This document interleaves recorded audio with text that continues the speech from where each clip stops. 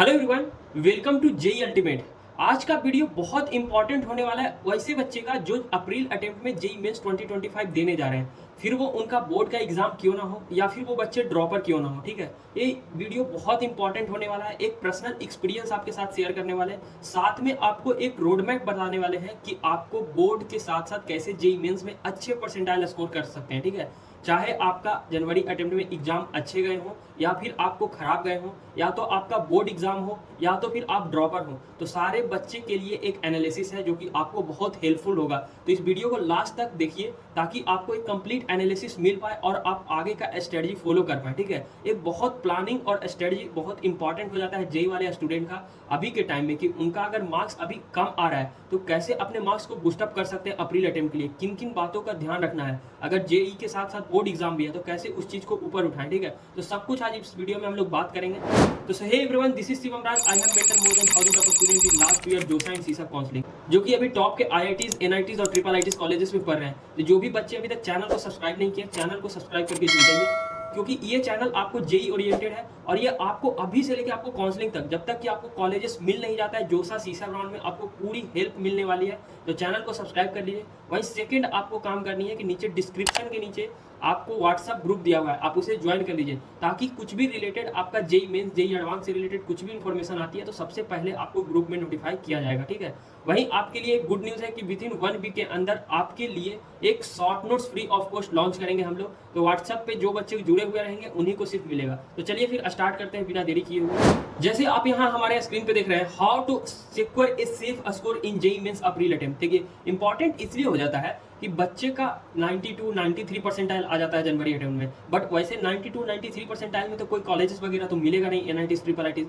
मिलेगा भी तो बहुत लोअर से ब्रांचेस वगैरह मिलेगा। तो अभी आपके पास 70 से 75 दिन का टाइम है, तो इसको कैसे बूस्टअप करेंगे आपका 92 से 96 97 परसेंटाइल आ जाए। ठीक है, वैसे बच्चे होंगे जिनका 95 से एबव परसेंटाइल आ रहा होगा, उनको कैसे भी करके जेई एडवांस पे भी फोकस करना है, अगर बोर्ड एग्जाम है तो बोर्ड पे भी फोकस करना है, साथ में आपको अप्रैल अटेम्प्ट में अच्छे जेई मेंस में स्कोर भी लाने होंगे। ठीक है, और वैसे बच्चे होंगे जिनका मार्क्स बहुत ही ज़्यादा कम आ रहा होगा, मान लीजिए उनके जेई मेंस जनवरी अटेम्प्ट में 50 आ रहा होगा नंबर या 60 नंबर आ रहा होगा या और भी कम आ रहे होंगे, वैसे बच्चे के लिए भी एक स्ट्रेटजी है, बट वो आपको खुद पे अप्लाई करना पड़ेगा। बस हम तो एक स्ट्रेटजी और मैनेजमेंट आपको दे सकते हैं, बट वो उसको कैसे अप्लाई करना है वो आप पे डिपेंड करता है। ठीक है, देखिए आपका जेई 2025 जनवरी अटेम्प्ट तो आपका खत्म हो चुका है। अब आप हमें कमेंट सेक्शन में जाके बताइए कि आपका एग्जाम कैसा गया है। ठीक है, आपको सिर्फ ऑप्शन नीचे कमेंट सेक्शन में करना है।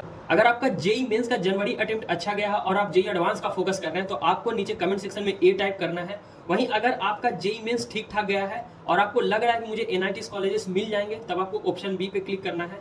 अगर आप अप्रैल अटेम्प्ट को वेट कर रहे हैं, ठीक है, अगर आप अप्रैल अटेम्प्ट को टारगेट कर रहे हैं, जेई मेंस किसी कारणवश से आपका जनवरी अटेम्प्ट अच्छा नहीं गया या फिर आप जनवरी अटेम्प्ट को दिए नहीं है, तो आपको कमेंट सेक्शन में नीचे सी टाइप करना है। ठीक है, वहीं अगर आप चाह रहे हैं कि अब मेरा तैयारी अच्छा नहीं है, हम 1 साल का ड्रॉप लेना चाहते हैं, तो वो वैसे बच्चे कमेंट सेक्शन में जाके डी टाइप कीजिए। ठीक है, अब मेनली बात करते हैं बोर्ड वाले क्या चिंता। ठीक है, बहुत इंपॉर्टेंट हो जाता है क्योंकि आपका फरवरी और मार्च में बोर्ड एग्जाम होने वाला है। वहीं बात करें अप्रैल में, आपका 1 अप्रैल से आपका जेई मेंस का एग्जाम होने वाला है। ठीक है, बोर्ड वाले बच्चे के मन में एक चिंता का विषय आ जाता है अभी कि मैं बोर्ड पे फोकस करूं या अप्रैल अटेम्प्ट पे फोकस करूं, या अगर क्योंकि आपको बोर्ड में भी आपको 75% मार्क्स चाहिए। अगर मेरा 75% नहीं आता है और वो जेई मेंस में अच्छे परसेंटाइल आ जाते हैं तो उससे कोई फायदा भी नहीं है। तो सबसे पहले मेजर पॉइंट आपकी बात करें तो आपका 75% क्राइटेरिया है क्लास 12th में, जो बच्चे इस बार बोर्ड का एग्जाम देने जा रहे हैं। ठीक है, मतलब जेई मेंस में आपका 75% का क्राइटेरिया है। ठीक है, तो बोर्ड को हल्के में मत लीजिए। ठीक है, बिल्कुल भी। अगर आपका जेई मेंस अच्छा चला जाता है, 97 98% आ जाता है और आपके बोर्ड में 70 और 74 परसेंटेज आता है, तो आपको जेई मेंस में ना तो एनआईटीज मिल पाएगी, ना ट्रिपल आईटीज, ना तो आईआईटीज मिल पाएगी। तो सबसे पहले आप अभी बोर्ड पे फोकस कीजिए कंप्लीटली। ठीक है, अब बात कर लेते हैं आपको कैसे ध्यान देना है कि मुझे बोर्ड पे फोकस करना है या जेई मेंस पे फोकस करना है या फिर मुझे जेई एडवांस पे फोकस करना है। तो मेजर 2 पॉइंट पे हम लोग बातें करते हैं। सबसे पहले पॉइंट की बात करें, अगर आपका प्री बोर्ड में 80% से ऊपर मार्क्स आ गया है, ठीक है, क्योंकि हर एक बच्चे का प्री बोर्ड एग्जाम हो चुका होगा या अभी आने वाले टाइम में उनका प्री बोर्ड एग्जाम होगा। ठीक है, तो मान के चलिए कि जिन बच्चों का मार्क्स 80% से ऊपर है, ठीक है, जिन बच्चों का मार्क्स 80% से ऊपर है और जेई मेंस के जनवरी अटेम्प्ट में 170 नंबर से ऊपर आ रहा है, ध्यान से सुनिएगा इस बात को। अगर आप बोर्ड वाले बच्चे हैं और आपका 80% से ऊपर प्री बोर्ड में आ चुका है और जेई मेंस के जनवरी अटेम्प्ट में 170 नंबर से ऊपर आ रहा है, तब आप बिल्कुल आंख बंद करके आप जेई एडवांस के ऊपर फोकस कीजिए। ठीक है, आंख बंद करके आप जेई एडवांस के ऊपर फोकस कीजिए।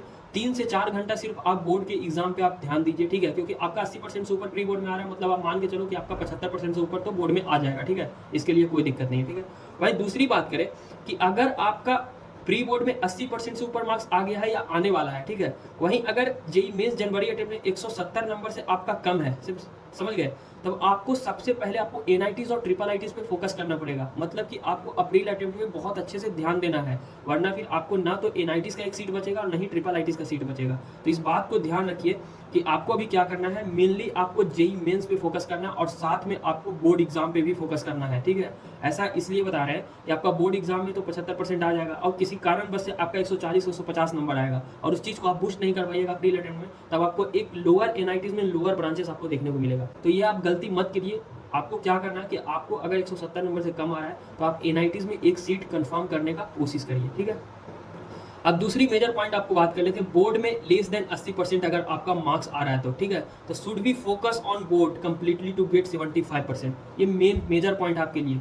अगर आपका प्री बोर्ड में 80% से कम मार्क्स आ रहा है तो अभी आप जेई मेंस को थोड़ा सा साइड रखिए और आप बिल्कुल आप बोर्ड पे फोकस कीजिए। ठीक है, आप इसके लिए क्या कर सकते हैं, वन शॉट लेक्चर देखिए आप अपना बोर्ड का, उसमें लास्ट प्रीवियस ईयर का 5 ईयर प्रीवियस ईयर का आप बोर्ड का क्वेश्चन सोल्व कीजिए, क्योंकि आपको बोर्ड में प्रीवियस ईयर का क्वेश्चन सेम टू सेम आपको उठा के दिखने को मिलेगा। ठीक है, तो आपको मेनली आपको 75% पे फोकस करना है। अब ऐसी बात को समझिए कि अगर आपका जेई मेंस में, ठीक है, 96 परसेंटाइल आ जाता है, ठीक है, जेई मेंस में आपका 96 परसेंटाइल आ जाता है अप्रैल में, वहीं अगर आपका बोर्ड में 74% आ जाएगा और आप जनरल कैटेगरी से बिलोंग कर रहे हैं, तब आप ये बात के चलिए, मतलब आप सोच के चलिए, क्या आपको एनआईटीज में सीट मिलेगा? नहीं।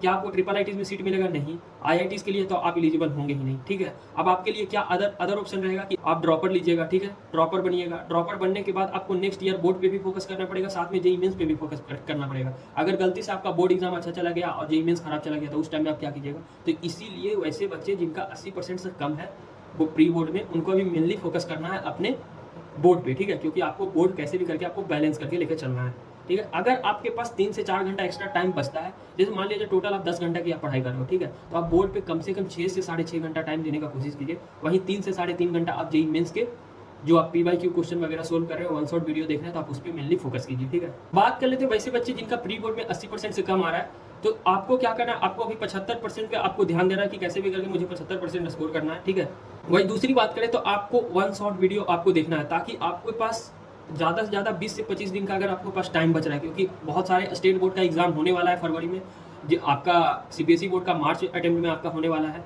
तो आपको वन शॉट वीडियो पे आपको ध्यान देना है, जो कि आपका बोर्ड का तैयारी यूट्यूब चैनल पे करवा रहे होंगे। ठीक है, आप उनको फॉलो कीजिए। वहीं आपको सिंपल पेपर आपको लगाकर ही जाना है। ठीक है, सिंपल पेपर इसलिए आपको लगाने के लिए बोल रहे हैं कि आपको सिंपल पेपर्स में जो क्वेश्चन दिए हुए रहता है वो बोर्ड एग्जाम में आपको कंप्लीटली वैसे ही देखने को मिलेगा। ठीक है, आपका जेई मेंस में क्वेश्चन तो रिपीट बहुत कम ही करते हैं, बट आपका बोर्ड एग्जाम में 80 to 90% क्वेश्चन आपका रिपीट कर जाता है। ठीक है, वही थर्ड पॉइंट की बात करें, आपका मोस्ट रिपीटेड क्वेश्चन आपको करना है। ठीक है, जो लगातार 2-3 साल से आपको पूछे आ रहा है, आपको वैसे क्वेश्चन को ध्यान में रखते हुए करना है। ठीक है, वहीं चौथे नंबर की बात करें तो आपका प्रीवियस ईयर का क्वेश्चन आपको करना है। ठीक है, इसके बाद आपको लास्ट में आपका मॉक टेस्ट देना है। ठीक है, मॉक टेस्ट आप लास्ट में रखिए, जब आपका ये चारों पॉइंट आपका कंप्लीट हो जाए तब आपको लास्ट में आपको मॉक टेस्ट देना है। ठीक है, और आपको साथ में 3 से 3.5 घंटा आपको जेई मेंस पे भी आपको फोकस करना पड़ेगा, ताकि आपको जेई मेंस में भी कुछ ना कुछ आपका परसेंटाइल स्कोर हो जाए। ठीक है, अगर और भी आपको इन्फॉर्मेटिव वीडियो चाहिए तो आप नीचे कमेंट सेक्शन में जाकर मुझे कमेंट कर सकते हैं। मैं जल्दी से जल्दी मैं उस टॉपिक्स पे वीडियो लाने का कोशिश करूंगा। अगर आपको कुछ किसी भी टॉपिक्स पे डेडिकेटेड वीडियो चाहिए तो नीचे कमेंट सेक्शन में जाइए। उससे पहले आप चैनल को सब्सक्राइब कर लीजिए, नीचे व्हाट्सएप ग्रुप दिया, आप उसे ज्वाइन कर लीजिए। मिलते हैं फिर नेक्स्ट वीडियो में, तब तक के लिए ओके बाय, थैंक यू।